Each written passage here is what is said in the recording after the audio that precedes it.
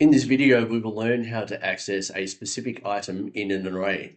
An array is simply an organized list of items that is in a structure that can be queried and accessed and iterated over very easily.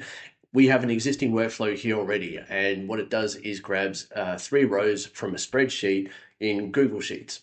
So let's quickly have a look at that and run that now to see what it outputs.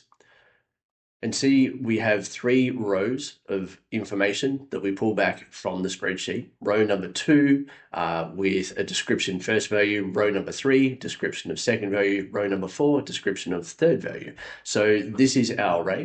In JSON, you can tell because it's got the square brackets around the outside. What we need to do now is access just a single value from that array. So we're going to create a code node. Code node is a really simple way of being able to construct code that allows you to do what you need to do. And so what we're going to do, it's been pre-populated with some JavaScript already to show you what you can do. We don't want to use that, but what we are going to do is grab this first part.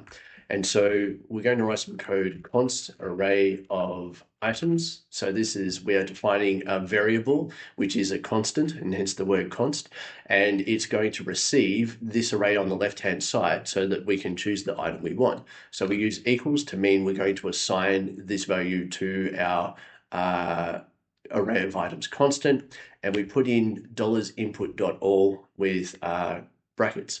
And what that says is give me all of the data that was passed through to this node, which is what you see on the left-hand side. Now we will have our array of items, but we haven't done anything with it yet.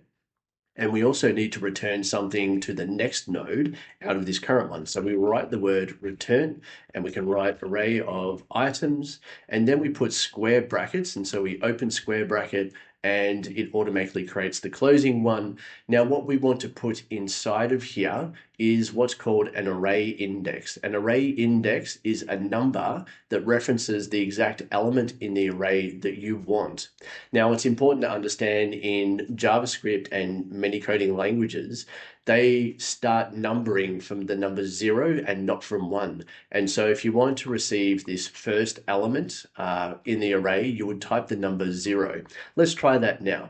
So we're going to get array of items with index number 0, and we close it with a semicolon. When we execute this, we're going to see the row number 2 element displayed on the right-hand side and output from this node. You ready? Let's go. So the whole element is emitted or sent on or exported from this node, and it's sent as an array of essentially one item, and that's what code node emits.